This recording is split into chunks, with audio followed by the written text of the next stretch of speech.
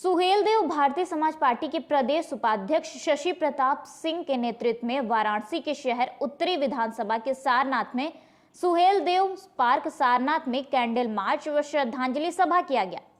इस अवसर पर शशि प्रताप सिंह ने कहा कि जो किसान का नहीं वो देश का नहीं।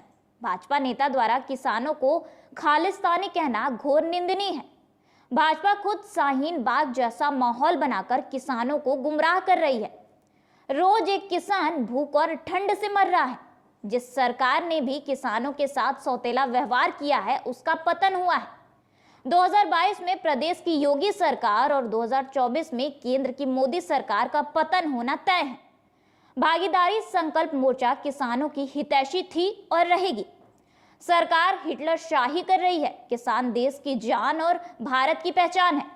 इनके ऊपर अंकुश लगाकर भाजपा अपने गले में फांसी का फंदा डाल रही है। किसान को स्वतंत्र रहने देने की मांग पार्टी करती है, क्योंकि वह खुद मेहनत कर अन्न पैदा करता है, जिससे 135 करोड़ जनता जीती है।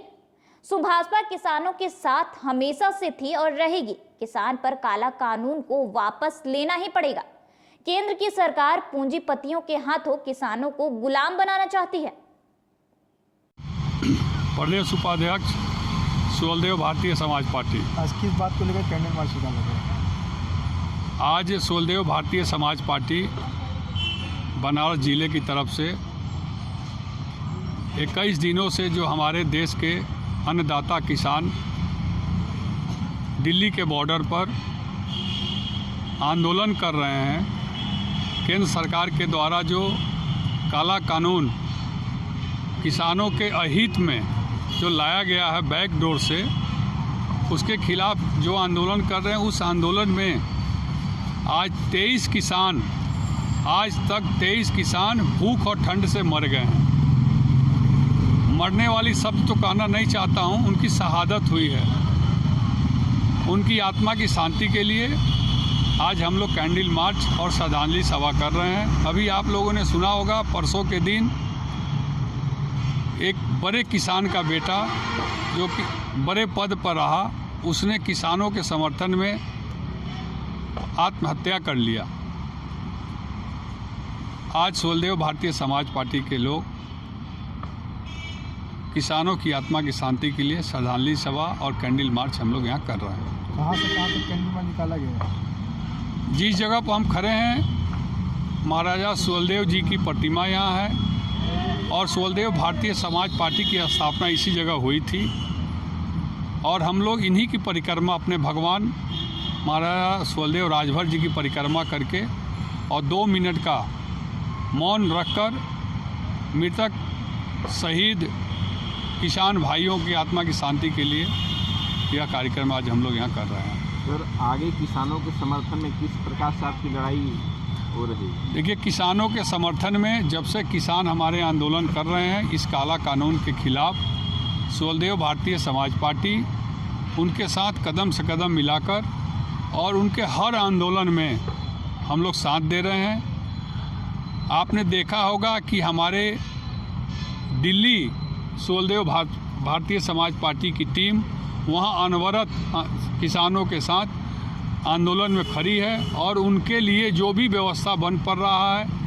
चाहे ठंड के मौसम में कंबल की व्यवस्था हो या भोजन की व्यवस्था में है, हमारी दिल्ली की टीम सुहेलदेव भारतीय समाज पार्टी की वहाँ कर रही है और हम लोग जिलेवार उनके समर्थन में खड़े हैं। हमारे किसान भाइयों का आंदोलन जितना तेज़ी से बढ़ेगा, सुहेलदेव भारतीय समाज पार्टी उनके साथ उतना तेज़ी से आगे बढ़ेगी। सर, जो किसान शहीद हुए हैं बॉर्डर पे दिल्ली, तो उनके लिए सरकार को क्या करना चाहिए, उनके परिजनों के लिए? देखिए, सबसे पहले तो मैं सरकार से यह कहना चाहूँगा कि यह काला कानून जो है, लोकसभा में बैठकर 323 सांसद जो भारतीय जनता पार्टी के हैं, उन लोगों ने कोरोना काल में बैकडोर से इस कानून को पास किया है और वहाँ लाखों लाख लोग बैठे हुए हैं किसान हमारे। क्या 323 से ज़्यादा पढ़े लिखे लोग वहाँ नहीं हैं? एक एक किसान का बेटा IAS और PCS भी है, इंजीनियर भी है, बड़े बड़े किसान हैं। उन लोगों से ज़्यादा तजुर्बेकार और बुद्धिजीवी वर्ग है। उन लोगों को समझना चाहिए कि जब यह लाखों लाख की संख्या में किसान इस मांग को इस कानून को गलत मान रहा है, तो वास्तव में यह कानून गलत है, इसको वापस लेना चाहिए।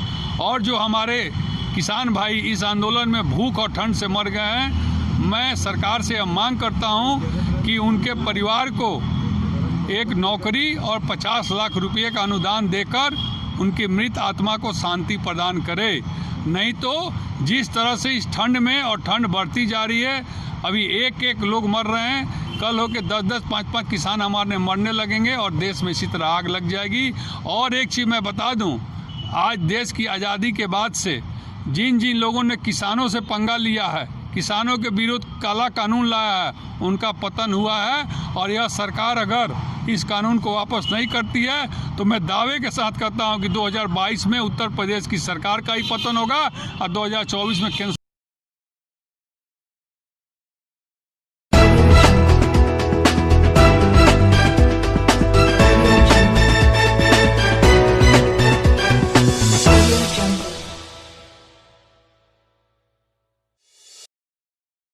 खबरों से जुड़े रहने के लिए रणमेरी न्यूज़ को सब्सक्राइब करें और बेल आइकन को प्रेस करें।